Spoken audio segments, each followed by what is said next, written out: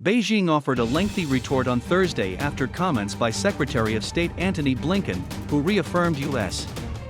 commitments to Taiwan's security and warned of a potential collective response if China were to use force against the island. Chinese Foreign Ministry spokesperson Wang Wenbin said China would never allow American interference in Taiwan, which it claims is part of its territory and therefore an internal affair. The U.S., which has unofficial but strong relations with Taipei, doesn't take a position on sovereignty over the island and considers its status undetermined. At a virtual forum hosted by the New York Times on Wednesday, Secretary Blinken said the U.S. stands strongly against anyone taking unilateral action to disrupt by force the status quo across the Taiwan Strait. The delicate balance has seen the now democratic island effectively govern itself for more than 7 decades, with Beijing exercising no jurisdiction over it.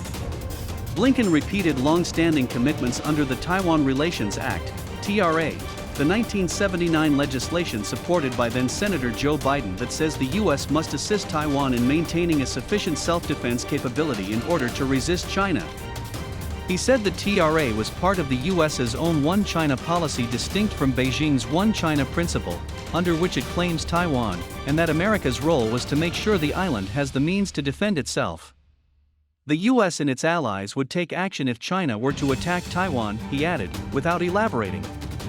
Wang said Blinken's remarks showed a disregard for facts, taking particular issue with the TRA, which he described as an American domestic law that the U.S. had placed above international obligations. The spokesperson appeared to be referring to the U.S.-China 3 communiques, which Washington considers non-binding statements of policy intention.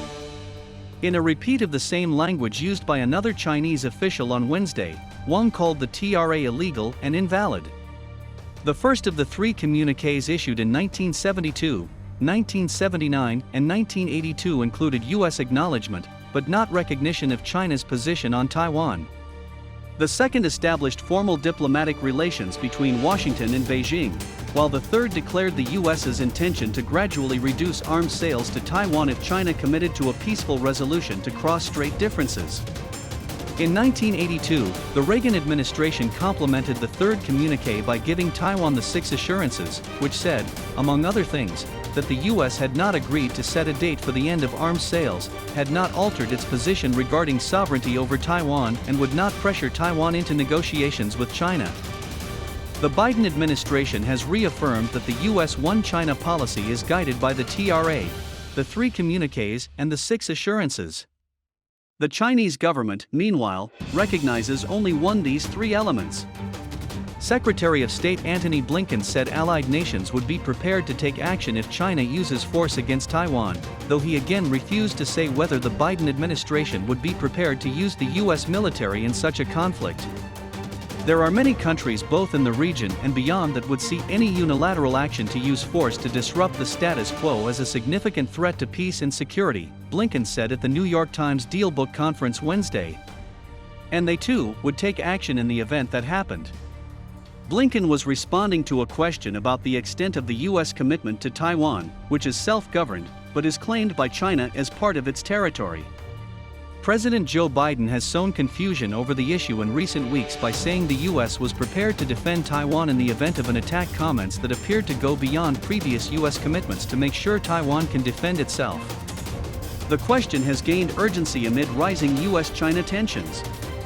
China has ramped up military flights near Taiwan, flying more than 200 planes into the island's air defense identification zone in October, and some analysts have warned that President Xi Jinping may be preparing for an invasion in coming years.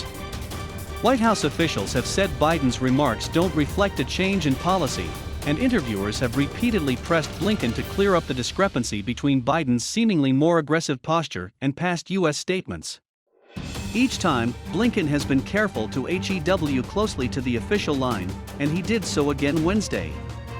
We stand strongly against anyone taking unilateral action to disrupt the status quo by force, and we have commitments, long-standing commitments under the Taiwan Relations Act to make sure that Taiwan has the ability to defend itself, Blinken said.